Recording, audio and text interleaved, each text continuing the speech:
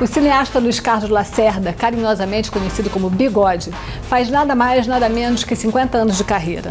A gente conversou com ele para falar dessa beleza desse tempo todo em que ele se dedica ao cinema.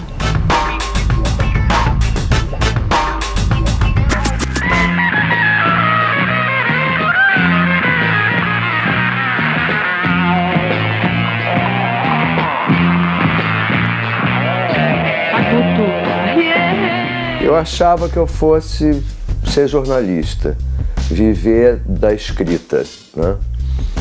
Mas aí, ao mesmo tempo, eu era militante do Partido Comunista e quando veio o golpe eu fiquei muito decepcionado, muito deprimido. Tive que me esconder em Santos, o partido me mandou para Santos e tal. De maneira que o Rui Santos, amigo do meu pai, velho amigo do meu pai, fotógrafo do cinema brasileiro, resolveu me convidar para ser assistente dele nesse filme Onde a Terra Começa, que era o primeiro filme que ele trabalhava como diretor. E eu fui para a Bahia, foi uma aventura fantástica, fiquei muito envolvido com aquela loucura de um set, ao ar livre, né? Gostei muito e tal. Voltei para o Rio, o Nelson Pereira, que era amigo do meu pai também, estava com a equipe dele, jovem, e ele arranjou um dinheiro na Condor Filmes para fazer o El Justiceiro. O Birilo andou aplicando aí um corretivo no mau elemento e deu um daqueles azar que faz a gente acreditar em macumba. Tanto eu insisti que ele me deixou como segundo assistente. Em um mês eu já era o primeiro assistente e comecei a trabalhar com o Nelson durante muitos anos. Fiz muitos filmes dele, fiz um curta sobre ele, Nelson Filma. E de maneira que o Nelson me passou essa paixão pelo cinema. E eu achei aquilo muito legal, de maneira que a poesia ficou em segundo plano, mas, na verdade, ela acabou entrando, invadindo o meu cinema também. E eu comecei a fazer filmes ligados à questão da literatura, temas da literatura, personagens da literatura. Meu primeiro curta é sobre o Lúcio Cardoso, que era o meu escritor preferido. Meu primeiro longa, O Mãos Vazias, é um romance do Lúcio Cardoso, que eu adaptei. Eu fiz mais de 30 documentários sobre personagens da nossa literatura, Valmir Ayala, Cecília Meirelles. Já fui loura, já fui morena, já fui Margarida e Beatriz. Que mal faz esta cor fingida do meu cabelo e do meu rosto, se tudo é tinta, o mundo, a vida, o contentamento, o desgosto. Eu surfei por vários gêneros, fiz comédias, né? O Leila Diniz, que é a biografia da minha melhor amiga, tem um lado também de comédia, porque ela era uma pessoa muito histriônica, muito engraçada, dentro da irreverência dela. Isso aqui é um clube familiar. Eu sei, minha senhora, tô só me divertindo. Família também tem, muito boa por sinal, tá? O Forol é uma comédia, o Viva Sapata é uma comédia, todas comédias meio políticas, né? E agora eu tô voltando, depois de 50 anos, tô voltando a um cinema poético que eu comecei a fazer no início da minha carreira com Mãos Vazias, voltando ao Lúcio Cardoso, né? Fiz uma adaptação de um argumento que ele deixou para mim, Introdução à Música do Sangue, que é um retorno mais amadurecido, evidentemente, do ponto de vista cinematográfico também, a esse cinema poético e mais radical, que eu comecei a fazê-lo no início da minha carreira. E eu vou por aí.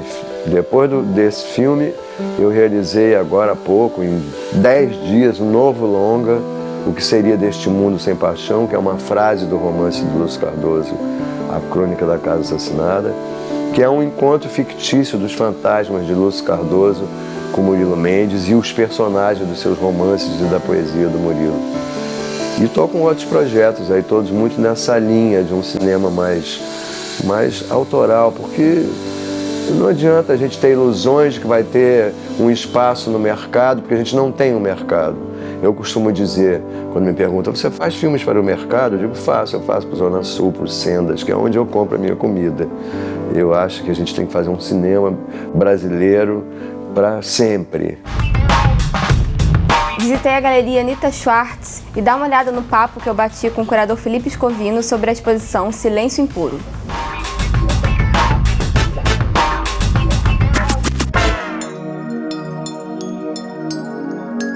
Meu nome é Felipe Scovino, sou curador da exposição Silêncio Impuro, que está sendo realizada na Galeria Anita Schwartz. E a ideia dessa exposição nasce de uma proposta de envolver tanto artistas representados pela galeria, quanto artistas, no caso 2 artistas que eu convidei para participar dessa mostra, que é uma mostra que discute a ideia do som como referente, como índice, né? Todas as obras elaboram uma ideia onde a partitura ou a imagem do som ela pode ser constatada pelo observador. São obras que não emitem som, mas emulam som. Mas claro, como esse som ele não é perceptível, ele se consagra como um silêncio.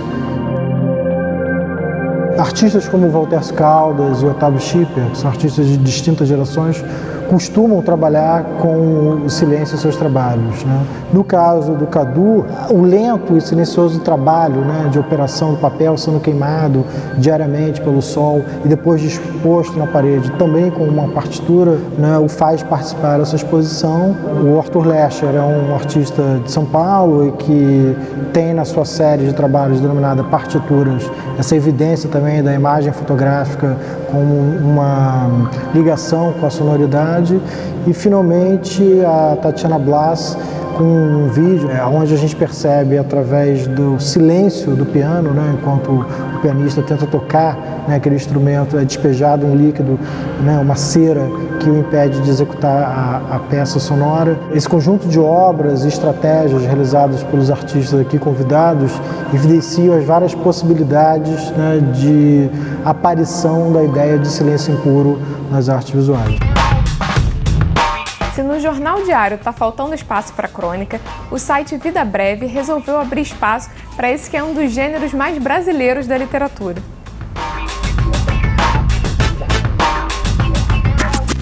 Sou Marcelo Moutinho, jornalista, escritor. Escrevo semanalmente, aos sábados, no site Vida Breve, vidabreve.com, ao lado de outros cronistas. Cada dia é um cronista diferente. A gente tem o Humberto Werneck, o Henrique Rodrigues, o Fabrício Carpinejar, o Rogério Pereira, muitos outros. E é um site que se propõe a ser uma revista contemporânea de crônicas. Quer dizer, se os jornais impressos expulsaram os cronistas, a gente hoje tem nesse site um lugar bacana para exercitar esse gênero, que é um gênero tipicamente brasileiro e um gênero muito carioca no sentido de ter uma relação descompromissada, muito à vontade, muito pouco formal, né? Eu diria que é uma literatura quase de bermudas, não uma literatura de terno e gravata.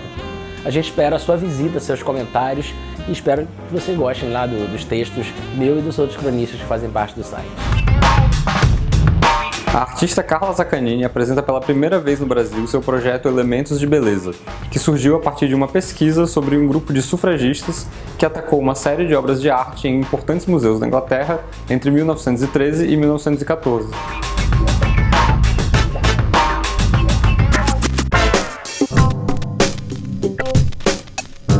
Eu estava estudando isso, eu estava estudando crimes relacionados com a arte, eu estava estudando então vandalismo, mas também falsificação e roubo de arte, porque me interessava esses momentos em que a relação com a arte vai além do que a sociedade permite, né? E me interessava pensar o que tem na arte que faz com que as pessoas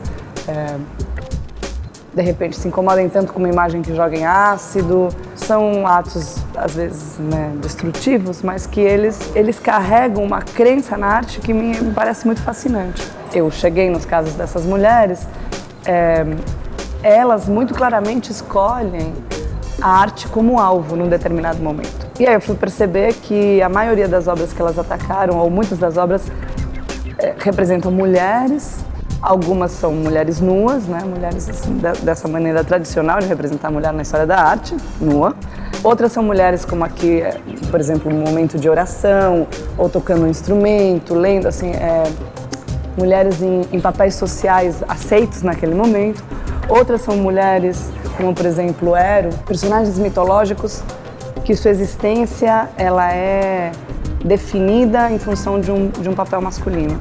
Imaginar que alguém entra num museu com uma faca escondida na manga, um cutelo, né, uma machadinha escondida na manga, e que daí chega na frente de uma pintura e deixa esse negócio escorregar até a mão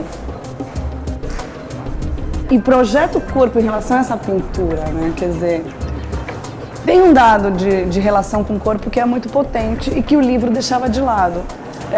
E foi aí que eu pensei, então, em fazer essa instalação. Um desenho do espaço que esses objetos ocupariam no espaço se eles estivessem expostos aqui. Isso, quer dizer, eu acho que esse desenho dá um pouco a noção do volume que isso tinha, né? Quer dizer, o alcance desse ato mesmo. Né? Imagina essa pintura, né?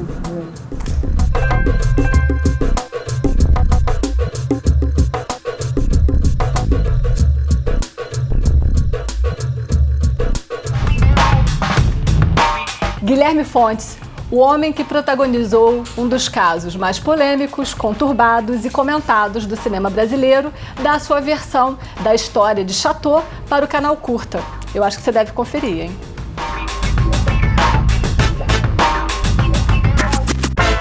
Olá! Querida. Que roupa é essa, Cis? Me desculpa o atraso, eu tava no jornal. Eu tava condecorando umas autoridades, uns militares, com a ordem revolucionária do jagunço. Nunca ouvi falar nisso. É um pouco da tradição da Paraíba pra capital dessa república. Assis, esses são os nossos anfitriões. Vivi e Stuart Cubin. Muito prazer. Francisco de Assis Chateaubriand Bandeira de Melo. A vossa serviço, madame. Comprei esse livro na livraria Chateau, O Rei do Brasil, totalmente por acaso, Fernando Moraes. Eu queria o Daniel Filho para dirigir, pela minha relação com ele, pela forma como ele dirige, produz as coisas. Eu ia estar do lado dele, eu ia cuidar de tudo também.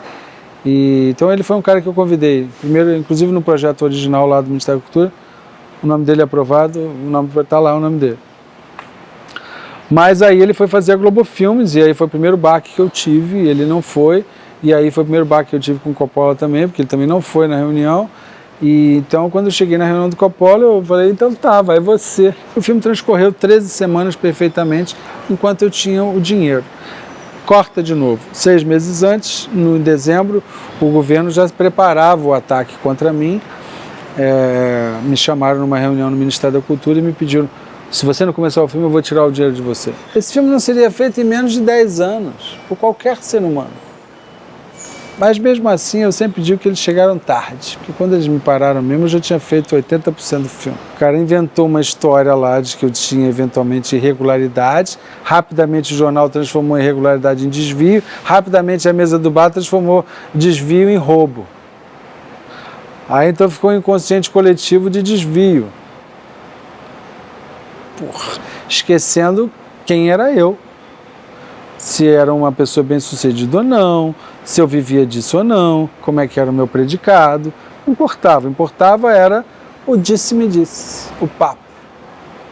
Papo intelectual sobre mim, sobre o meu problema, sobre o meu assunto. É um irresponsável. Olha, eu sou muito satisfeito e muito seguro para dizer o seguinte, se tivesse sido mal administrado, eu estaria morto, eu não estaria aqui. Já tinha desistido, sucumbido e não tinha entregado o filme que está aí hoje para todo mundo ver. Que além de ter mantido a qualidade, tá atual, né? Como dizem, muito bom isso, né? Eu sempre estive preocupado com a atualidade do filme, muito, muito, muito. Mas não era só a atualidade de imagem ou de cenário, não. Era a atualidade temática. 5 minutos é tudo que eu preciso, tá bem? Bom, pelo visto, o senhor já estava me esperando. Evidentemente. Embora deva dizer que sua falta de pontualidade não foi um bom começo. Posso começar a ditar? Bom, a ideia é eu perguntar e o senhor responder, doutor Gito. Essa é a sua ideia. Porque a minha ideia é que eu dite e o senhor anote. Oi, pessoal do Canal Curta, é um prazer estar aqui. Não deixe de assistir Chateau, Rei do Brasil. Você que já pensou, já sonhou, já falaram de mim, já disseram tudo que você podia imaginar a meu respeito sobre esse filme.